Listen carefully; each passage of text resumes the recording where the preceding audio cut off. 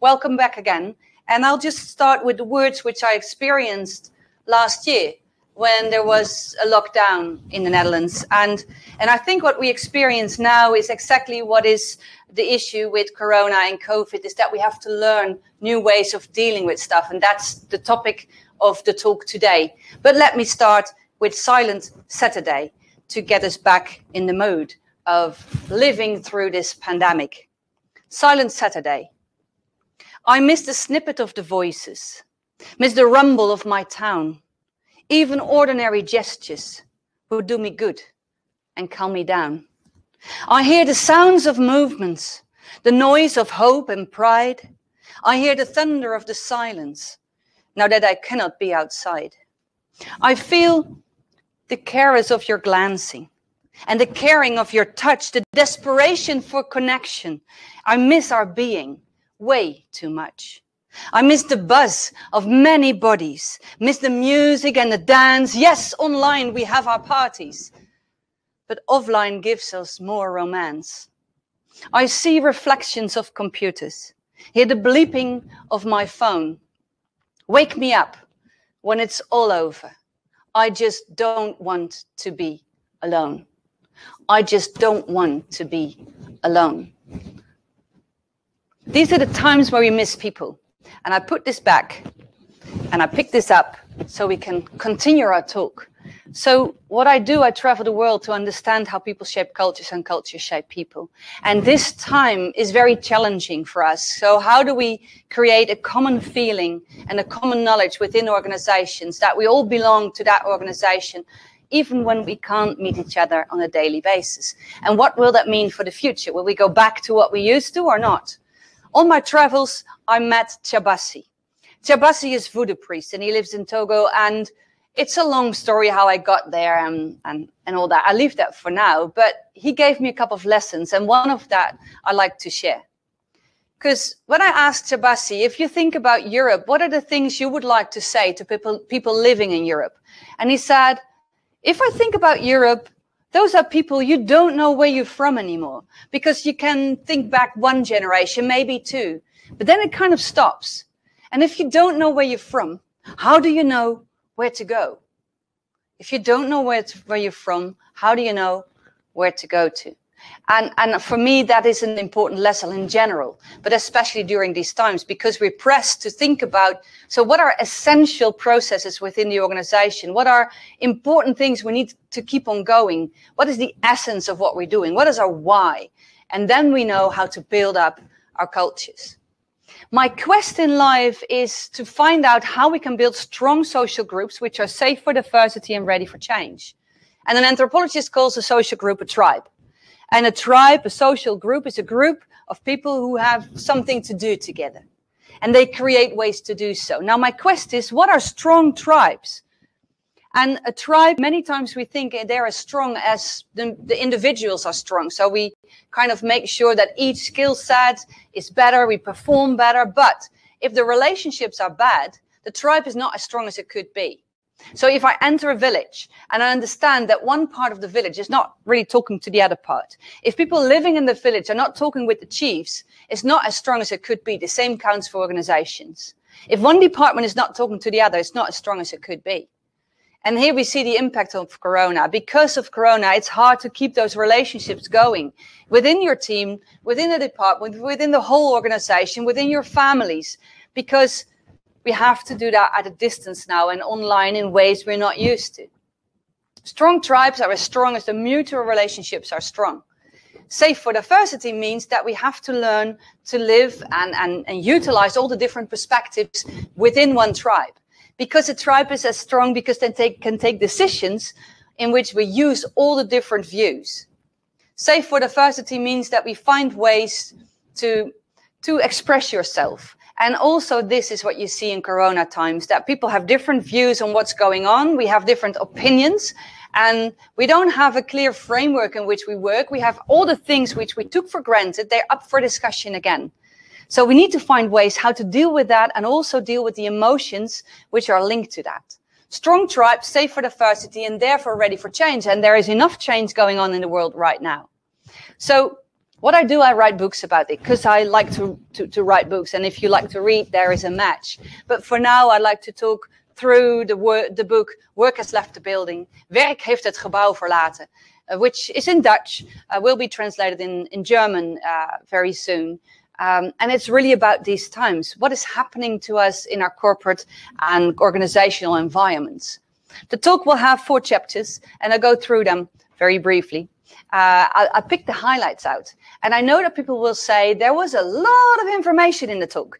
And that's cool. So if you're at this time doing your email, just stop it and leave that project pen for now and just join me on the journey on how people shape cultures and cultures shape people, because that's the first thing we'll enter, the mental space. Because what the challenge is for now is that we have to build remote connections. And building connections is basically making space for encounters. And the first space I like to address is the mental space, which is, as an anthropologist, the space in which we define the norms in the world, in which we think what is normal and not, because nothing has meaning of itself. We have to create it together. And while creating the meaning of things, we shape cultures. People shape cultures because together we define, we think this is valuable and that's not valuable. That's what we do. And from that, if we think this is valuable and this is the way to go, then there is a certain behavior attached to that, because then you should act on it. And we have the behavior norms, then we have the values in the norms, and we start shaping the world around us, and we create the buildings. And you could say that all the buildings, all the procedures, everything around us is almost like it solidifies that what we find is important. People shape cultures, cultures shape people. If we understand this process, it's easier to define what to do today to keep connections, and tomorrow when we can see each other again and meet each other maybe in hybrid spaces, which is actually a culture shift. People shape cultures, cultures shape people. Those cultures gives us frames. So a culture gives us the idea of what is good and bad and true and false and beautiful and ugly. That's what we do. And from that, we start our behaviors. And the ones who are really good at a certain frame within one organization and the behavior which is attached to that, they tend to become very important in the tribe. They become the leaders. And one of the things in culture is the question always about who defines the good and bad.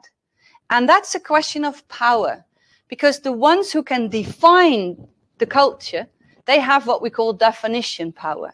And everything we think is important and it comes into our behavior will in the end solidify in the world around us, in the buildings and the procedures. If we would have found it valuable for ages that we don't spread viruses among each other, then we would have had the behavior of keeping a distance of 1.5 meters for ages also. And then we would have built buildings in which that's possible. But we never found that valuable. So we don't have that. And now we have to question what to do with it. Is it a temporary thing? Is it something to stay? People shape cultures, cultures shape people. We do that through interaction and decision-making processes. That's it. And if we don't interact, if we can't meet, nothing will shape. So what we need to do is to improve our interaction processes. And again, now we have to do that online with all the technical issues and questions we have and the new things we have to learn. And also within those interaction processes, there's an important question. Because who can join which interaction? Because nothing is meaning of itself. We have to create it together. Now, if we live in a world where things are differently, we have to talk about what we think is normal now and what it will be in the future and where we spend the money on. And then the question is, who can join that interaction? And that's a question around diversity, inclusion. And therefore, you see that that's a hot topic. Because who can shape the world around us? And that's the decision-making bit. So if you want to make sure that you create a strong organizational culture, a strong tribe, you focus on the interaction processes and the decision-making. And yes, it is challenging in Corona times. If we then focus on the interaction, there are all sorts of types of interactions. But you could say there's like 2 very important ones. Those are transactional interactions and transformational interactions.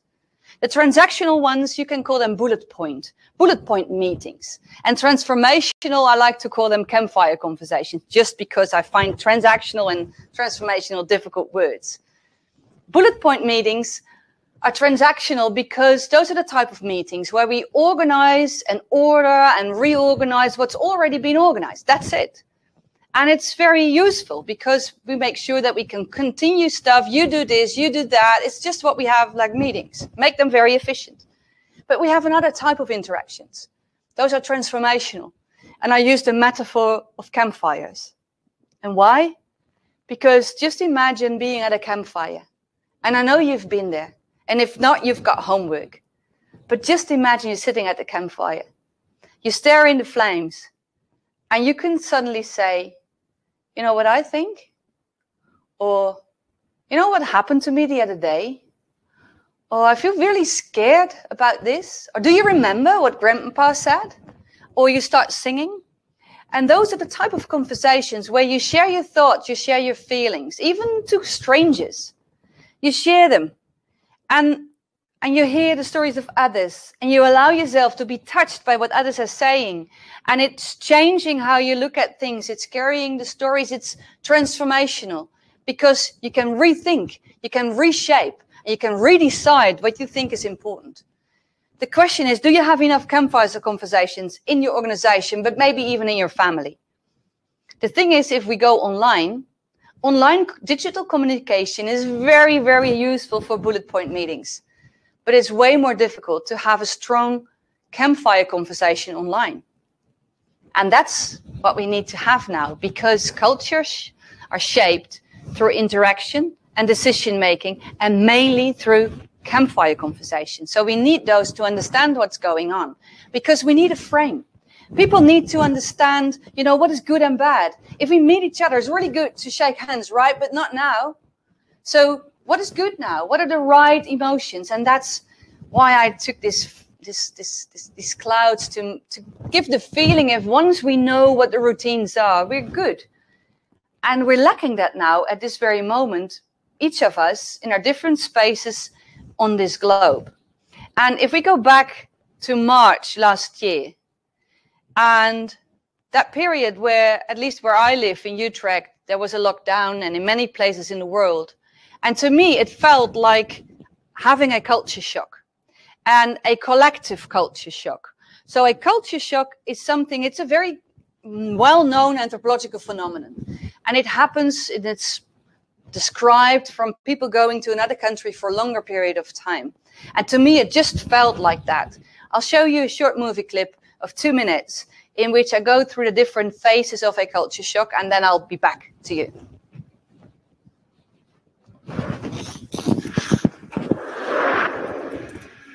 Culture shock is a well-known anthropological phenomenon. It usually takes place within an individual who spends an extended period of time in another culture. Exposure to different culture norms over a prolonged period of time causes us, as human beings, to change. I find that the global situation in which we find ourselves at this moment can be seen as a collective culture shock. We can largely predict our reactions to the corona measures by looking at 4 consecutive phases. After the initial phase that in many places only lasted for a few days, we found ourselves in the honeymoon phase. As long as you're not directly affected by the danger of the virus, it's quite exciting times in its newness. The change phase brings highs and lows. During the first culture shock, we are confronted with the stress of imposed behavior change, like social distancing. The second culture shock rattles our values and beliefs. How much is a human life worth? Challenging conversations, intense emotions, culture shock. Each person progresses through the phases with different emotional responses and at a different pace.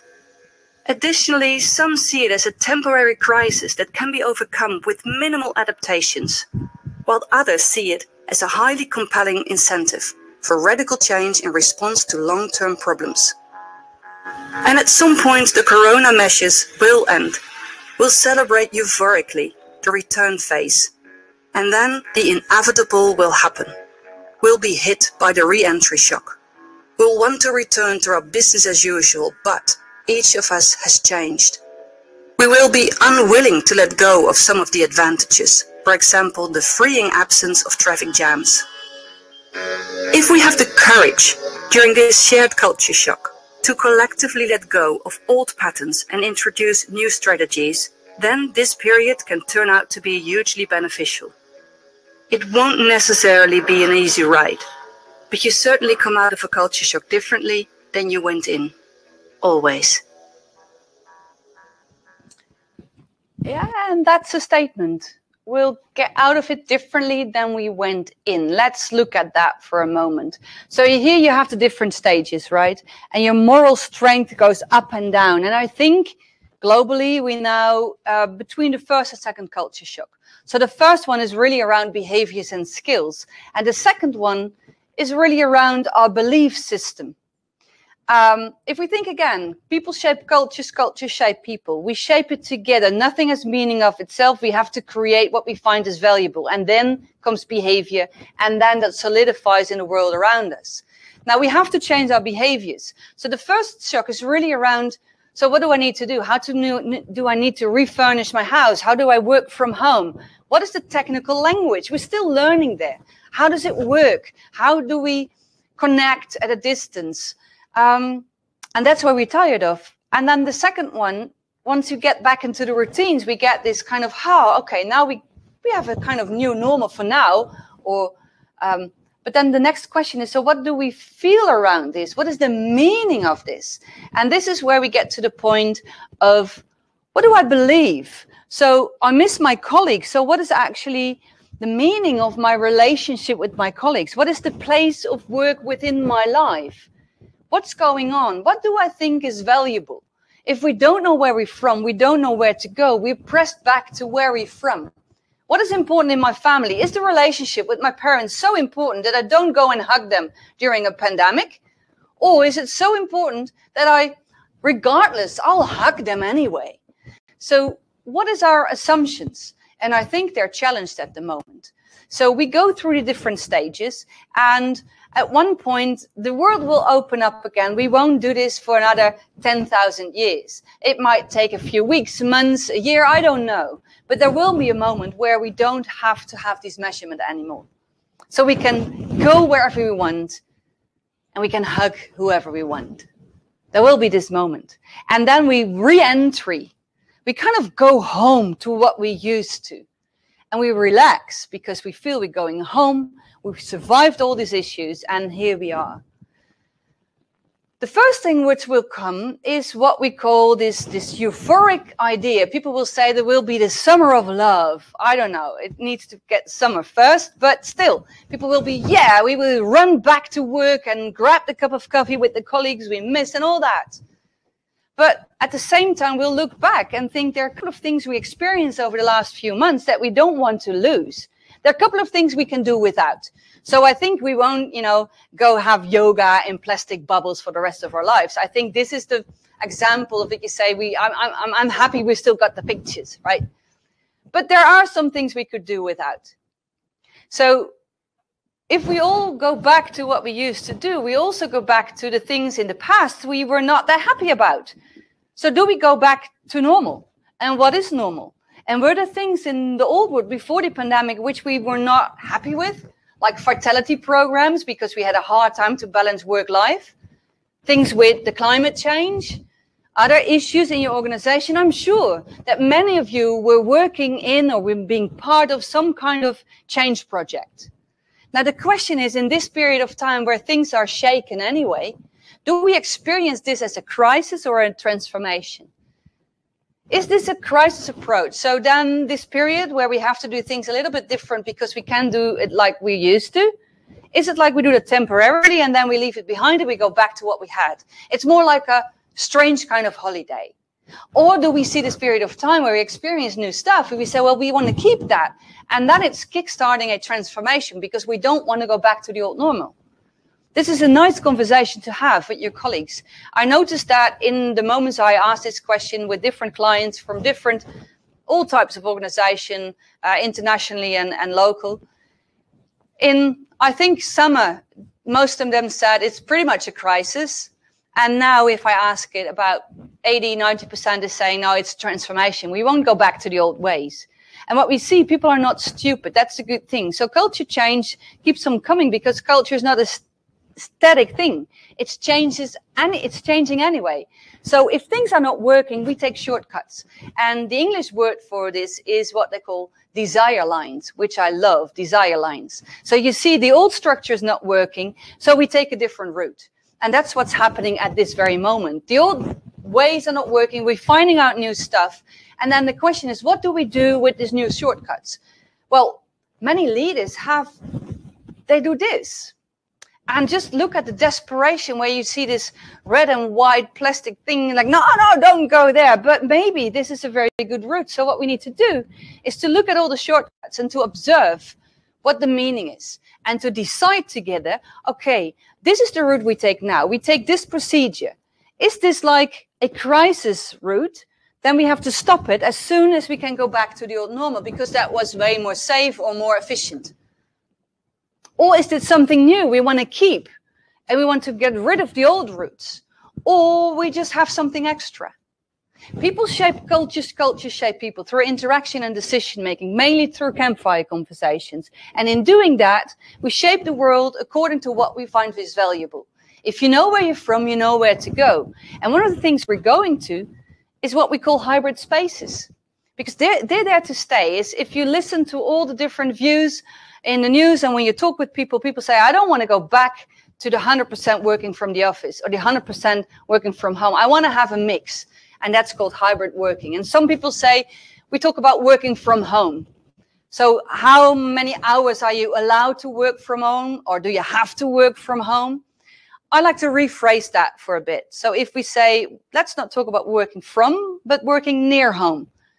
That's freeing up our minds already, because then you could say, well, it was okay as a crisis to work from home, but I live very small with a huge family. I can't do that in the long run, but I don't want to commute. I don't want to add to the traffic jams and to go into the building, so I get a fee for a co-working space near home.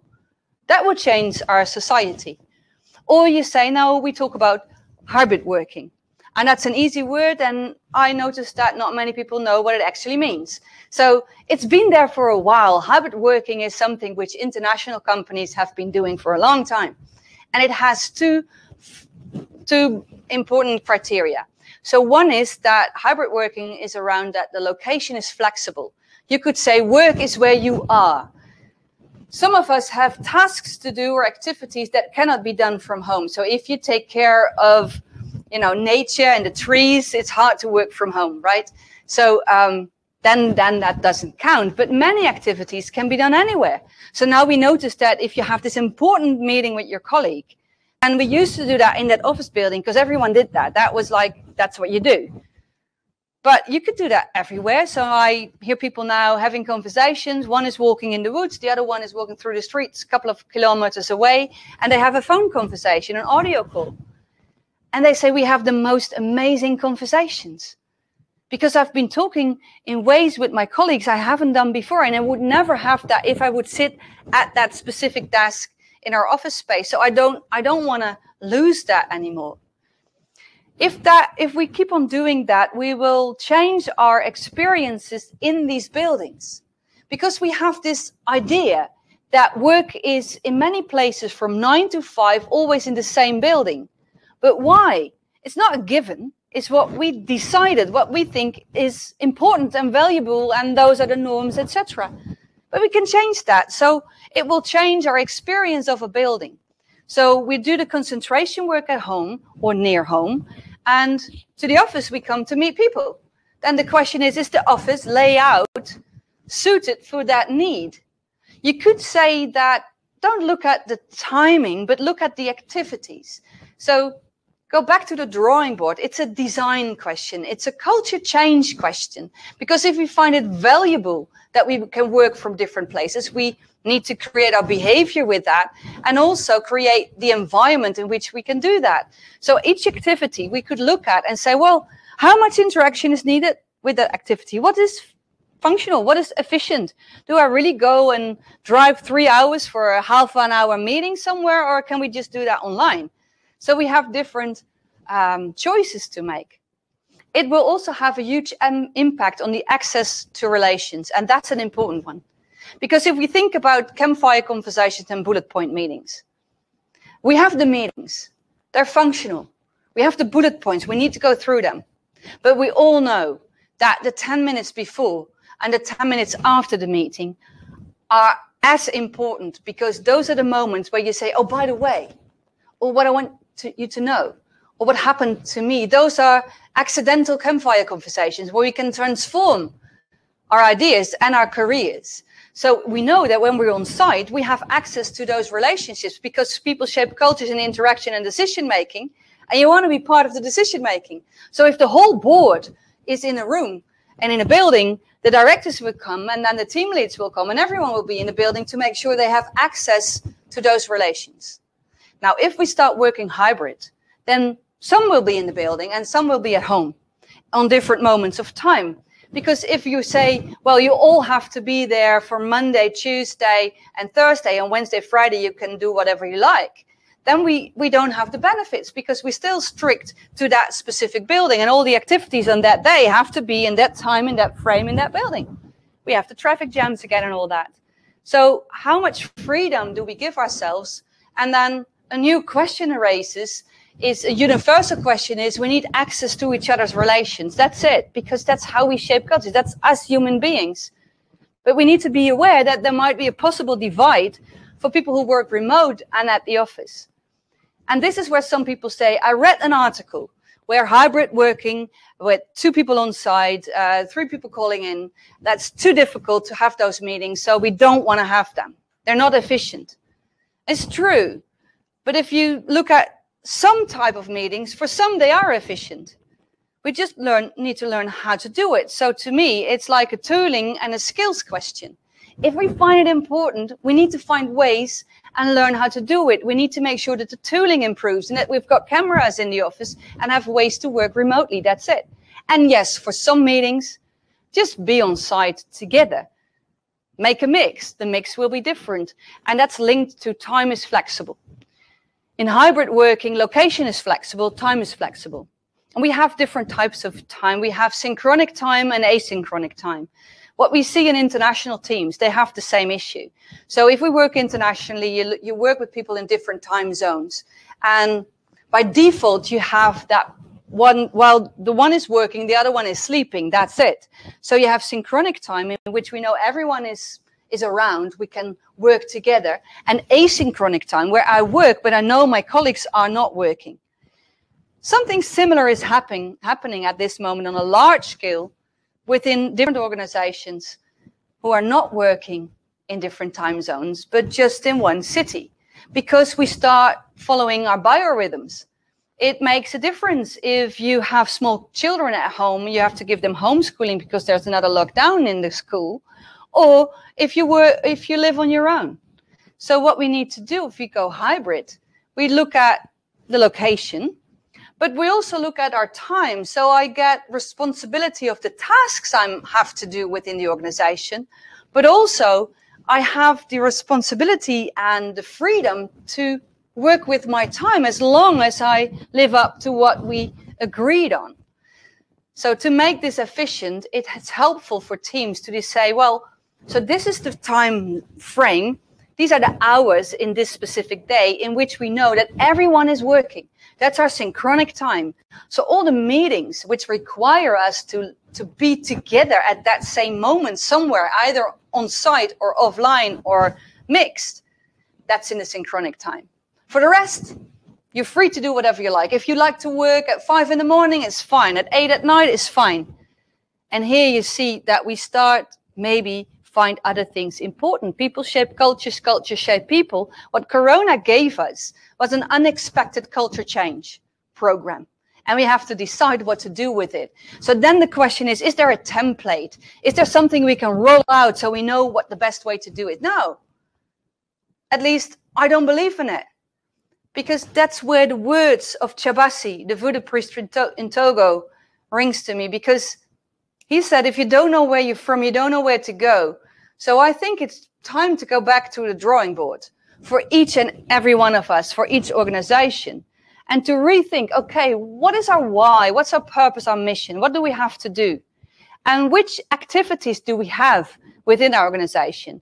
Which one can be need to be on site? Which ones can be online? Can they be hybrid? What is the goal? What's the level of interaction? Can we use asynchronic time or not? And then do we like that? So maybe that's all possible. We just don't want it. We just all want to be in the office again, and that's fine. But it's a choice to make. And it's not my call to say what you need to do. It depends on your organization and what you like to be. But I do think that at this moment, we experience that our usual ways of doing, they've been cut off. So we've been challenged to be creative on something we didn't have before. If the world opens again, I think that the ones who made sure that they used this new digital space and this new working at a distance, the ones who use that very well and are using it now and are learning, they have a competitive advantage because they have an extra space. Because when the world opened again, we can do what we did in the past, plus what we learned now, so we get new dimensions. Then the question is, well, how transformative do you want it to be? And I like the levels of Matt Mullenweg, which you see here. He starts with level 1, nothing remote. You can, that's a choice. We just don't do it because we can't. I don't know, I'm a teacher, I teach small kids, I just need to be, that's different. But when you work with teenagers, maybe you can mix already because part of, the schooling and education can be on site and part can be online, it's fine. Or asynchronic, you watch the movie and we talk about it later synchronically in the classroom. You can mix. What we many times now do is that what we did offline, we kind of clap it towards the online situation and we have like kind of office recreation. We try to play online office, but we don't take advantage yet of all the technical possibilities. And that would be the next step, according to Mullenweg. And if we start really using all the technical possibilities, and they're still there, they're growing because it's a new field, then we have a new space. And then if we add to that asynchronic working, and then in the end, Matt Mullenweg says, well, then we enter nirvana. I don't know, that's up to you. But the question is, how hybrid do you want to be? And that's a choice to make. Whatever you choose, you need meeting spaces. And meeting spaces literally like in a building where we can meet, but also meeting spaces more in our interaction field. I need to make space for your ideas. Otherwise, we cannot connect. And we can do that within a live conversation in which we sit down and we eat something together and I ask you questions and you answer. We have that type of meeting space, or online. And then we need to move away from only the back-to-back meetings in which we can be very, very efficient, because we need the human touch there. Because we're human beings. People are emotional beings. That's how we shape cultures, in those types of interactions. And that's where we feel our connection, our belonging. So how do we do that? How do we create online remote cultures? I think that's it. And this is the add-on to what we used to have, namely the offline cultures. So what we need to do is to learn how to do this. And there's many things we can look into. One is the online bit where we need to learn new skills and learn the new apps. But the remote cultures, it's interesting. If you travel the world, you'll see that living remotely, working remotely is not something new. It's what nomadic tribes have been doing for years. And if you look into those nomadic tribes, and I did that, and I talked with some nomadic leaders, and I said, well, how do you create the sense of that you all belong to this tribe, even though you only meet maybe once a year and people live very remotely through the desert or the hills? And what you then notice is that the sense of the storyline and the identity of the tribe, it doesn't travel through PowerPoint. It doesn't travel through bullet points. It travels through stories and to symbols and to songs, because we're emotional beings. So what we need to do as organizations to create activities in which we feel that. So those can be offline, hybrid, online, doesn't matter, but we need to create activities that strengthen the culture. And maybe we had them in the old ways, but now we have this new environment of the digital and remote. We have to redesign those meetings. We need to go back to what is valuable for us, and then we design meetings which put our values into action. So if in your organization learning is very, very valuable, then you create a book club. You know, you find the activities. You make sure that the meetings you have, they're more than just bullet point meetings, because you want to make sure that you include those 10 minutes before and after the meeting. So you have a round meeting, which is partly bullet point, partly campfire. And those are skills. Many times we talk about bricks, bytes, and behaviors. Maybe you've heard the words before in this context. The bricks is the buildings, what to do with the buildings, the tooling, and in the end, the skills and the etiquette, the behavior. What do we need? But I think there's a B missing, which I like to add to this list. That's the B of belonging. We need to find ways that we can belong, that we feel that we're part of a tribe. And a good way to do that is to ask yourself, did we create enough memories this week? Just think of your team and working together, or your department, or your organization, or your family, for my part. And then you kind of think, do we have enough memories the last week or month? If not, then you need to create those. And those are campfire conversations, because the memories of back-to-back meetings with bullet points and people on flat screens, they don't last very long. And that's where we feel lonely, because we need connections. That's who we are. So we need online conversations, because that's where cultures are shaped. And if you say we're going through a transformation now and we are rethinking our organization, the only way to do that is through campfire conversations. So online, because we can't meet yet. So let's get very good at that. We need to make them human. We need to create spaces which are safe for the different views. We need to create new rituals and new etiquettes. It's culture.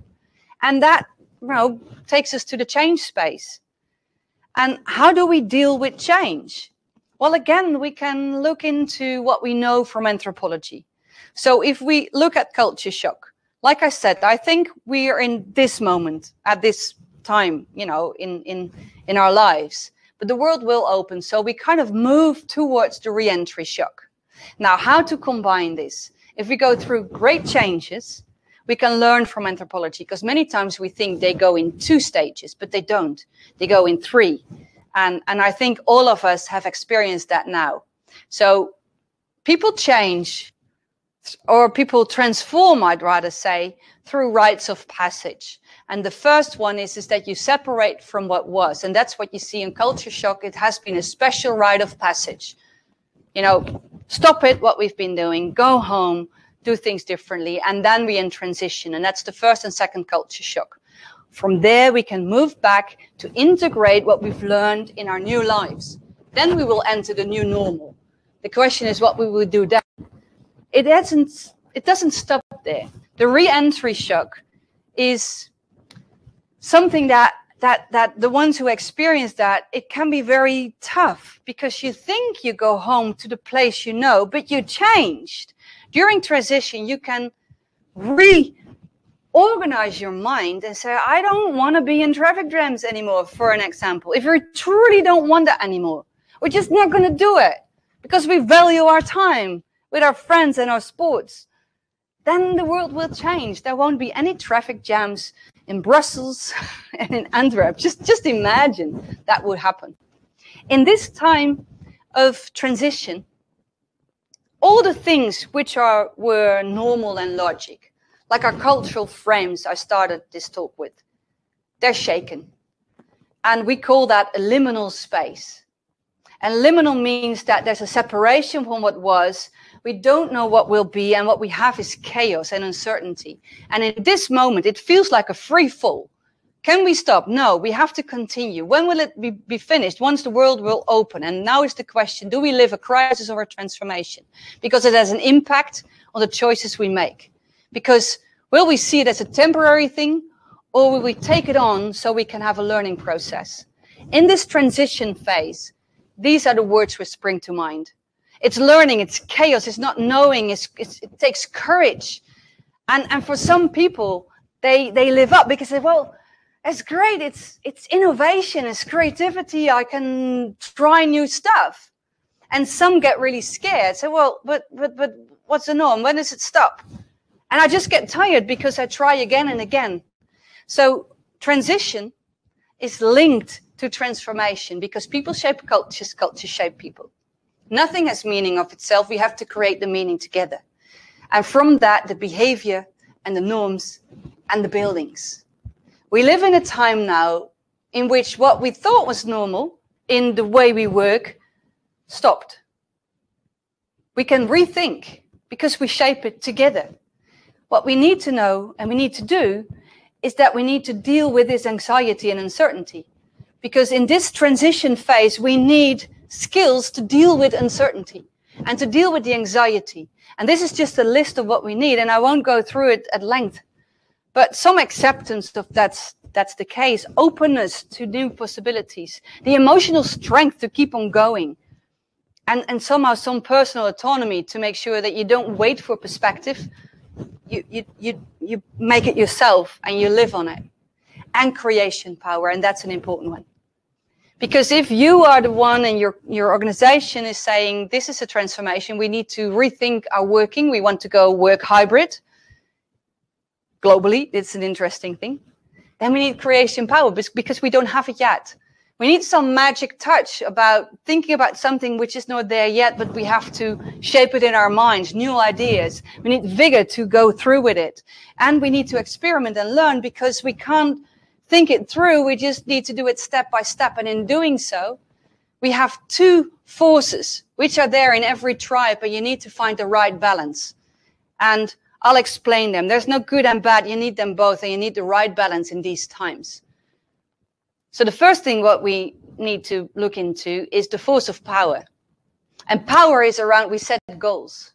And it's rebellious, because it's around, we think this is valuable. And if this is valuable, this is what we need to do. This is the behavior. And everything which is blocking that, we stop with that.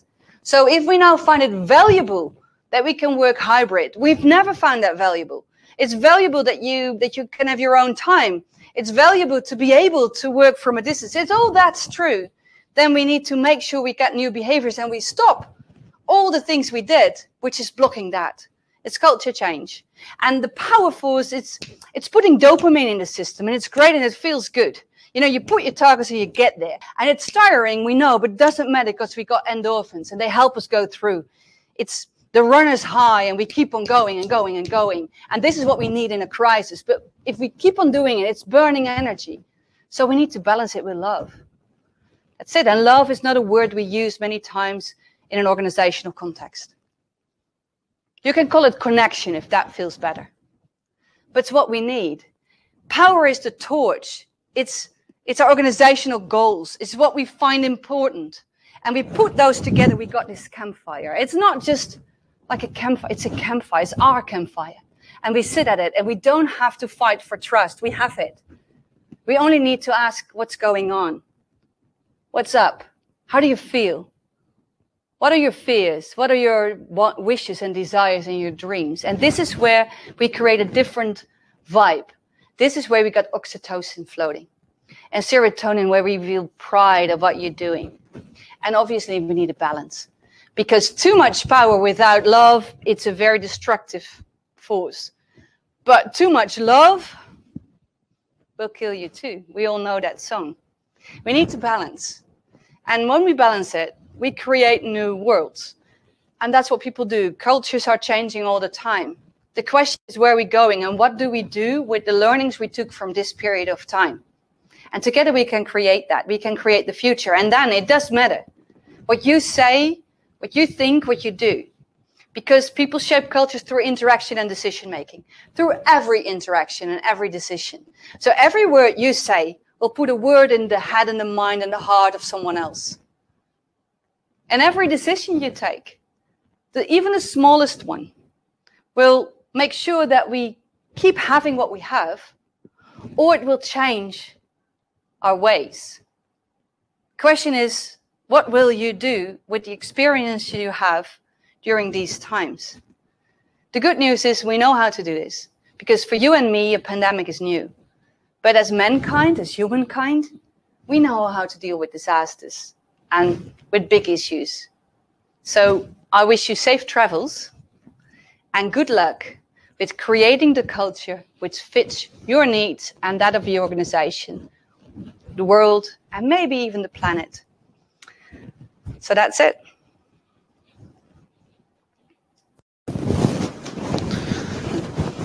Okay, thank you, Jitske, for the colorful presentation. It was a delight to watch.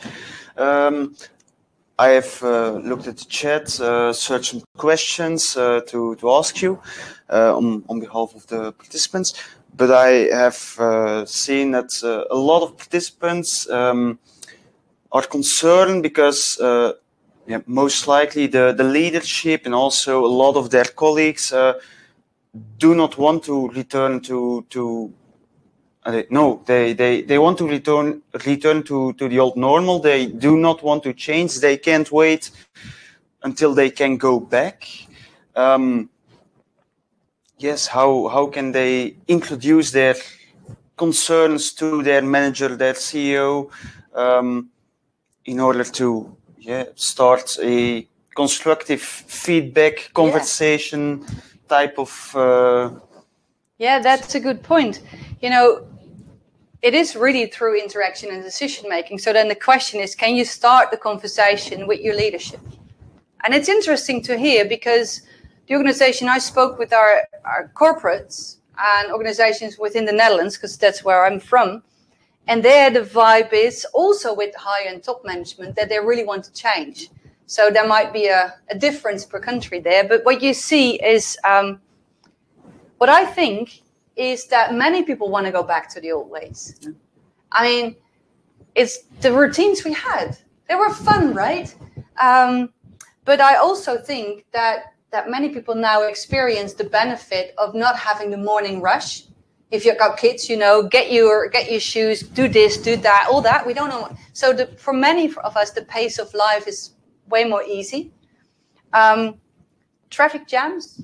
You know, this old ritual where we would sit in a car for 2 hours to check your email in the office.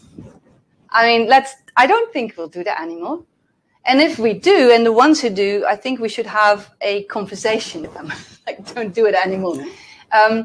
So I think it takes courage to really look into what have we learned, and so it's finding a new balance. I'm not saying that we won't go and keep on going as we do now for 100%.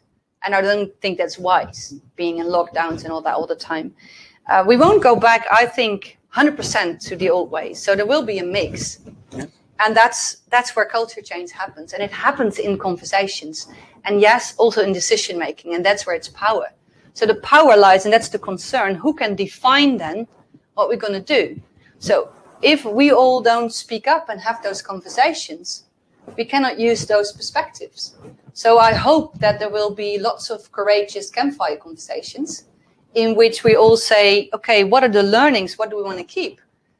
And what do we want to get back from our old ways? And we find a new mix. What I do really think is that the organizations who leave everything behind, like a crisis holiday, and go back to the old ways, they truly miss out on 2 dimensions, working remotely and working online. And there are really strong benefits for that. Projects are quicker, it's easier to grab people for the same, they lose out. Plus their organizational culture is less dynamic. And I think the younger generation, they don't want that anymore. So I think in the end, it might mean that you do miss out compared to other companies who do have these new ways of working integrated. Yes. But if they integrate all these new ways of working, which would be beneficial in regards to traffic jams, for example, but don't enterprises face the risk of losing their identity if they completely change their way of working? Sure, but an identity, you can look at it from the frame, I'm losing that, yes, or my identity is changing because the world is changing. And identities are dynamic, and that's the thing. So if we go through culture change, if we go through transformation and through those liminal stages, it is identity changing. But if we don't ever do that, it's blocking our growth. So as an example, another way of looking at liminal stages is, for example, if you fall ill for a longer period of time, not one day, but like a severe one. And I've went through that once a year. I was ill for a year, my body didn't function. So you sit back home and you lose out on the identity you had. And I think in a way that's what many organizations are experiencing. We lose out because who are we now? In that time, you need leadership, which is saying, okay, you do this and that and that. So you need kind of transactional leadership. And at the same time, when you're ill, then you are going through this transformation and you have conversations with people which are more transformational, where you say, why me? Or what does it mean? Or what do I do now to move into the next phase of my life? And once it's over and you reintegrate, you did change. And you might even notice that you changed friends because they don't fit your life anymore. And if you ask people who went through those kind of things, would you do it again? Many people say, I wouldn't, wish it for anyone because it was terrible. Yes, it's terrible, but it inspires growth. But I'm really happy I experienced it because it's really making me value this and that. It's changing, and that's identity changing. So for the ones in organizations, I think now, and that's for me like the unique times we're living now, is that in a way we go through those liminal stages all together in the globe. So then my question would be, wouldn't it be a shame if we don't use these times? Because the old ways were not optimal. We need to look each other in the eyes and we need to look in the mirror that there were issues, like big ones. So for organizations who are scared that they lose their identity, I think when they are too fixed, they lose their identity because the world has changed. Okay, and so in order to change for the future and for the better for the enterprise, the employees, you always talked about the campfire sessions, and they can inspire the growth and new ideas. But for some participants, it's not really clear how to organize such sessions. Do you have any pointers or examples? Yes. So it's good to organize campfire sessions, by which I mean the type of conversations in which you are willing to be touched by what someone else is saying and to change your mind. So that is important. So how to do that? It's skill-based and it's setting the scene. So you can think about creating, if it's offline, then you sit together. It's online, you can do it online, same. But finding ways where we can have true conversations. I use lots of methods and techniques from Deep Democracy, which is a communication method tooling in which you have great conversations. So how to have a clear debate also online. And one very, very pragmatic one, which you can use tomorrow, is to have a great check-in. And if I explain that briefly, a check-in you start every conversation with a check-in. It will light the fire because you start with a question, which is a hot question. The type of question everyone is afraid that someone will ask it. And we have those questions in teams. What do you think of my leadership? Could be one. Or how do you look at the future? Or what is your concern looking at this customer? These type of, like the real ones. You post a question and you start yourself. So if you're the leader, your team lead, you answer the question yourself and be honest. And then we have what we call a sharing and dumping. So it's not a conversation. People say, I have to as well. Why do you say that? So we don't do that. And the good thing online is we can mute everyone. So online is easier. You just mute everyone and you say, I'd like to hear from everyone. And if you start with not the how are you kind of question, but a true one, we will all want to hear what everyone is going to say about this. So you have a sharing and dumping. Everyone is sharing their bit. And you can share as much as you like. That's the safety. You summarize that.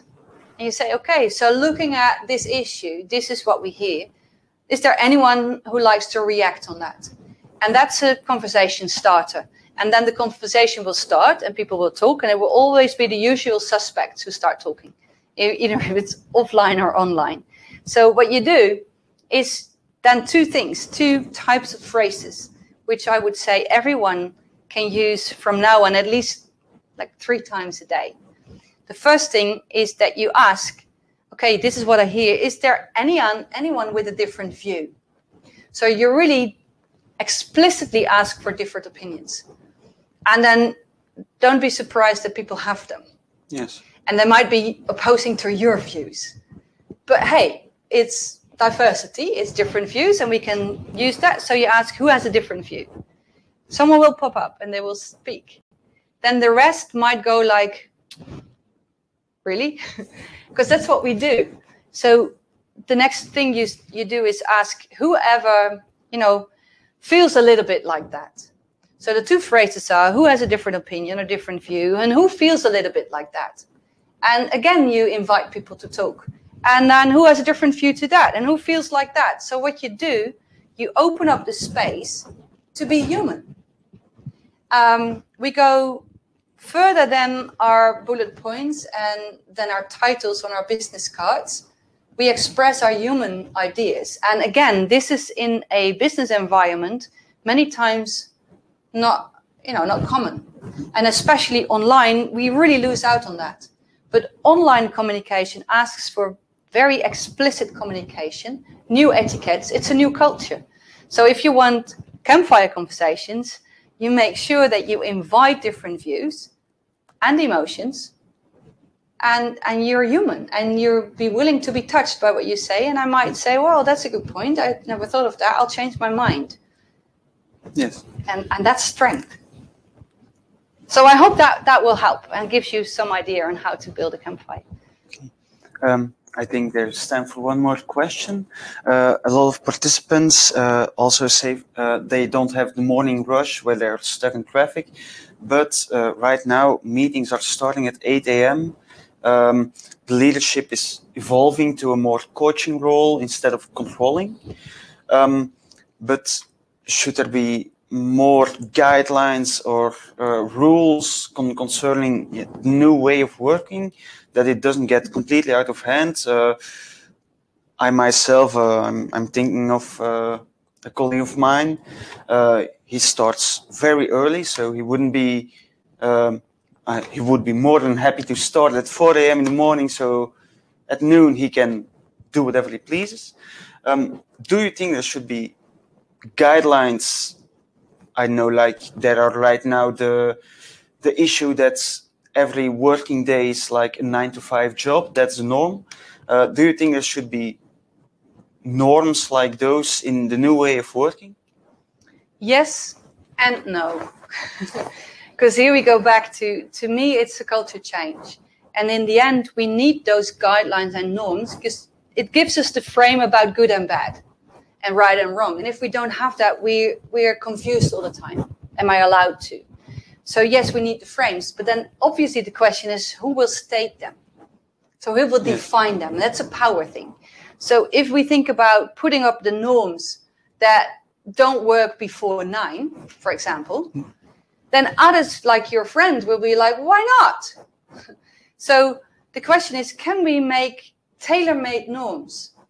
And I think that's the challenge. So if we really go into hybrid working, then to me, it's more like we look into the different activities. So it's an activity-based idea. So you look at the activities, what time should we have them? And we discuss that. And some can be done at 10 and others. And do we need to do it synchronically? Then we have to, or asynchronic. And if we add those time frames to it, we need to rethink our norms about how we do stuff. But it also means that for many of us, we are hired by time. Yes, because time equals work and money. Yeah, but that's based upon a belief in the old days yes. that we thought that's valuable, and we could see people in the office, we could control them. But now, and many times we had to be there because the machines we were working on were in that building. Yeah. But now we can carry those. And why do we need to be in the building? We can be in the woods. I can be in the sun. So that's where I say, so hybrid, how hybrid do you want to go? In the end, we will need norms because otherwise we get nuts.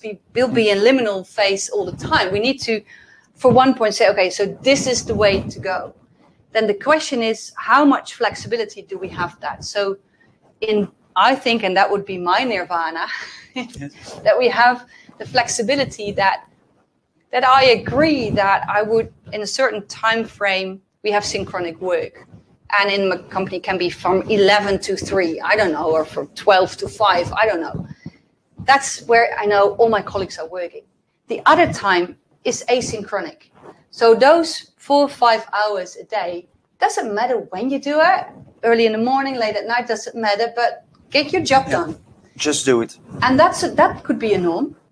But obviously, then that norm would mean that for leaders, how to control that. I don't know what you're doing. The only thing I see is the output. Yes. And to me, that would be a very healthy thing to move from, do you make your hours, towards what do you need to add to our company? Yes. So a company that's oriented more towards results instead of hours worked. Yeah, and make sure that the results are linked to people. Yes. So to me, an organization is geared towards being human. And then ask the question many times, what do you need? So this is the agreement. What do you need to deliver those activities? And do you need to do it from home or from here? And then then the squeeze could be the individual wants this and the collective want that. Yes. And that's called life. That's the inclusion paradox we live with for years already. Be yourself and fit in. And we used to have, or we still have, corporate cultures or working cultures where we have a frame from the organization and you are asked to fit in. If you don't like it, you go work somewhere else. Yes. But now we experience that work was entering life due to Corona. Life entered work, which is nice because you can do the laundry in between the meetings. And now we have to rebalance it again. And yes, we need norms, but the question is which ones, and that's culture shaping. Yes. Okay, so a lot of things to think about after this presentation. Yes, many thanks. I take 2 questions with me to today. What is my nirvana, and what do I need to get my activities done? Yeah. Yes, thank you for this marvelous presentation. You're welcome. Yes. And thank you for doing the good job by staying calm while all the technical things blew in our faces. Yes, so if this would be an audience, I would say giving a big hand. Yeah. Thank you. No, technical issues can always occur. That's what happens. Luckily, we resolved it after a couple of minutes. Yeah. And with that, yes, all's well that ends well. Absolutely. Goodbye and thanks for watching.